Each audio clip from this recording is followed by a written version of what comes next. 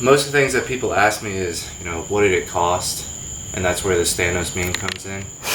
Everything. What did it cost? Everything. Sitting high, still riding on big rigs, still fly, still grinding.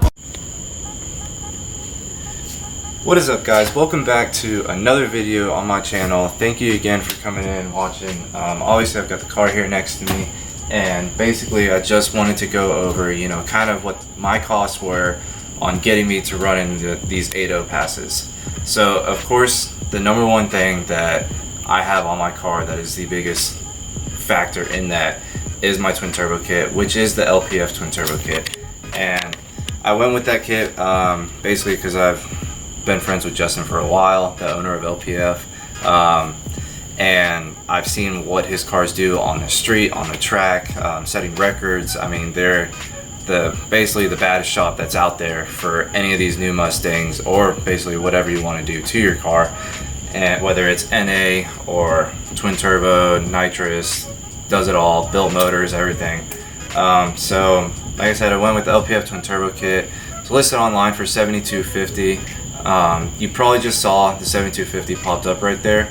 Basically what I'm going to do is I'm going to keep, every time I list something that I have, I'm going to talk about the cost, why I chose it, and then basically keep a total number running right there. And then at the very end you'll see basically the total cost that I have invested in this car for the 8.0 passes, not for stuff that I got in the past and I upgraded to. So I'm only going to talk about what's on the car now and basically how much that cost. So going forward, like I said, I have Justin's twin turbo kit on the car, or LPF's twin turbo kit. I actually have his built motor in the car. It's a built short block, essentially. Basically, it's a sleeve block, pistons, rods, ARP, everything, head studs, crank studs, main studs. It does have valve springs, but it's the stock cams. And like I said, I went with him because I have seen what his built motors do. And at the time, I had just run an 895. I got my 8-second pass, and I basically told him, hey, like, let's just see how far we can go with this, you know, put a badass motor in it and let's get it. So it's essentially what we did. So on top of having a built motor by LPF and the LPF twin turbo kit, I also have his tuning, of course. He's the only one that has ever tuned any of my cars that I've had tuned. I also have his built 10R80, which basically consists of his custom parts that he makes and has extra clutches added in, which most people are not doing. I can only think of maybe one other shop that has been able to do that, and that's why the 10R80 in this car has been so stout, is because, you know, it was built by him. It's the Stage 2 Plus. Let's see, what else do we have on here? I have an upgraded fuel system, and that as well was built by LPF. It was basically an S550 or an S197 tank and ice tank, fuel tank and ice tank in the very back, and which we can kind of go back here and go look at it.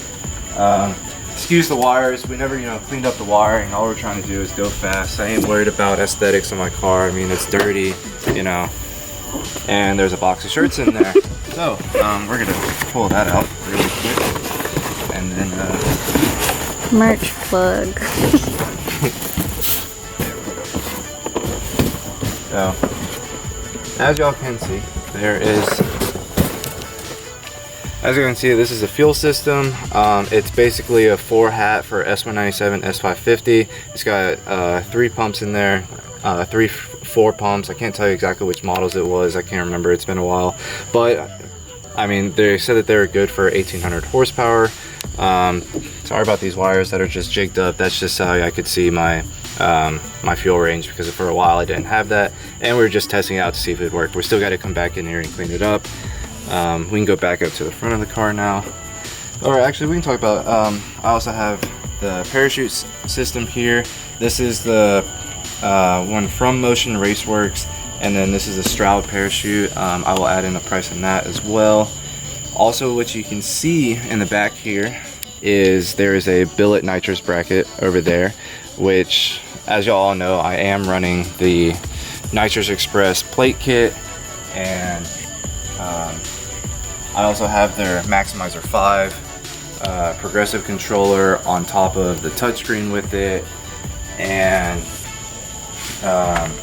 so yeah, that's another cost you got to add in, and install and all that. As you can see, you know, here's the plate kit right here. Let me zoom in on that.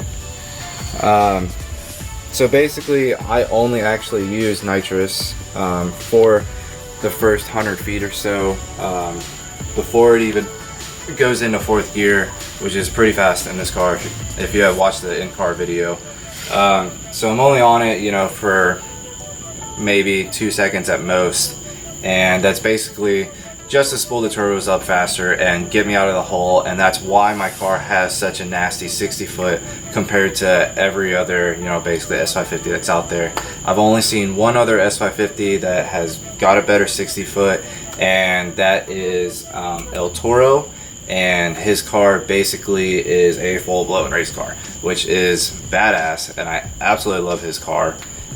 If you haven't checked him out, make sure to go check his car out. Type in El Toro Texas 2K and you'll see him putting it on the rear bumper for a good probably about 100 feet, 150 feet. So yeah, on top of that, you know, I also have the upgraded injectors, like 1650s in the car, which is more than enough fuel considering that we have 16 injectors. Billet oil pump gears and crank sprocket, you know, that's another $300 that we got to add in, plus typically about $800 install on there. Still on factory battery. It does have a lightweight K member. It has the BMR K member in there. That is listed online, I believe, for $550. And then that is a weird bug flying right there. Another thing for weight reduction that the car has is I have the Bear 2.0 front drag brakes, which I'm not going to say that I don't recommend, because I had their 1.0s and I went through 3 sets of those, if I'm not mistaken, because after every single pass they would just lock up. And so now I have the new 2.0s, and they're nothing like the stock brakes. If you lift up the car and spin a tire, you know, the stock brakes will sit there and spin for a while. These will barely spin one turn, so they still aren't the best, but they're better than the 1.0s. Another thing you can come and see over here is I do have a Kirky in the car as far as weight reduction, and I do have the rear seats taken out, but that's really the only weight reduction on the inside of the car that I have. So like I said, I mean, it's basically just a race seat and the rear seats taken out as far as weight reduction on the inside. Still got the radio, still blows cold air, still got all the door panels and the side panels, everything. So I mean, the car is light, don't get me wrong. With me in it, it's 3615, and that is with a full bottle in it as well. I do have a passenger seat in it right now, as you saw, but that is only because I've been doing a lot of like daily driver races, and basically I just turn the car all the way down and go out, and it's been running pretty much 580s, 570s every single pass, super consistent that way.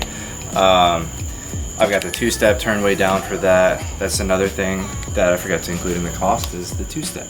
Don't forget about that. You're gonna need that. You're gonna need a boost controller as well, of course. So there's 2 more costs added right there. And I went with the eBoost controller due to just how easy it is on switching settings on the fly. So I literally have 6 different settings, so I can have, you know, if I want 580 setting as setting 1, or if I want my 80 setting as setting 6, or I have setting 3 as my street setting, you know, so I can have all kinds of different settings however I want it. So that's why I went with the eBoost 2 controller. Still on the stock intake. Man, let's see, what else do we have on the car? The wheels and tires, of course, you know, I've got the Weld V-Locks in the rear, and I have the Weld V-Series in the front. I'm running ET front tires up here, running the ET Street R's back there, and everyone always asks, you know, what size those are. They're the 315/50 17s. They are the 29.5 inch tire. I think it's 29.5 or 29.8, whatever it is. But so it's different than what most people are running, which is the 28 inch tire. And if you're not making over, you know, 1,000 horsepower, you really don't need the 29.5 inch tire. There's reasons on why we're using that tire, and Trying to think, what else we got going on here with the car. I can't think much more other than that. There's, of course, lots of safety things that if you really want to run the times that I'm running, to be able to go out and do it safely on each track and be responsible about it and not like me, which I do not recommend whatsoever. And it really needs, I believe it's a 25.5 cage that's in it. That's going to run you probably about 10 grand, maybe 8 grand if you can get a good price on it.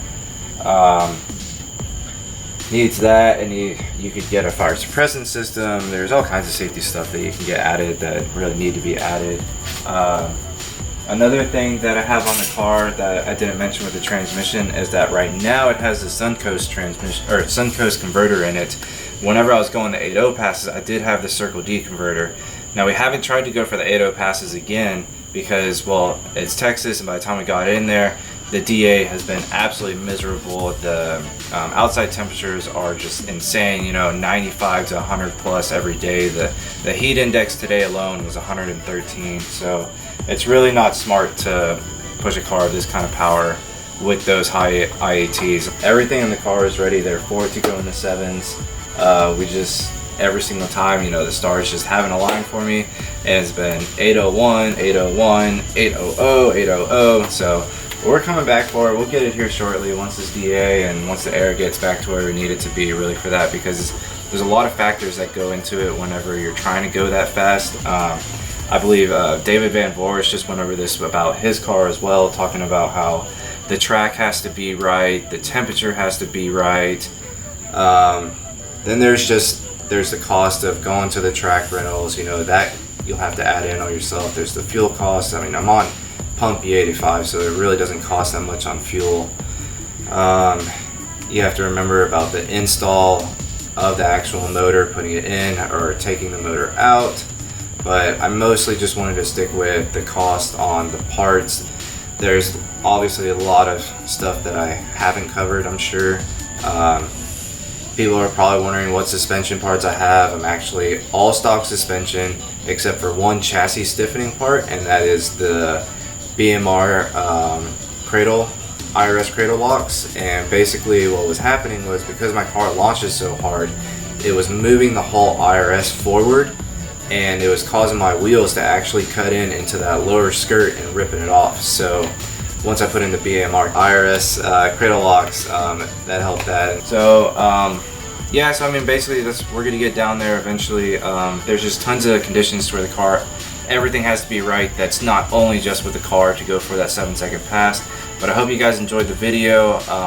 Check out, this is the total amount that we're set at. Could be a little bit more, could be a little bit less, just depends on what all exactly you get and just how far into the 8s you really want to go. So thanks again for watching. Don't forget to like, subscribe, leave a comment. Let me know what y'all think, if there's something I should have done differently or what. If there's something that you've done differently and you've gone this fast before, leave a comment as well, because I'm more than happy to hear what you guys have to say. So thanks again, and we're out.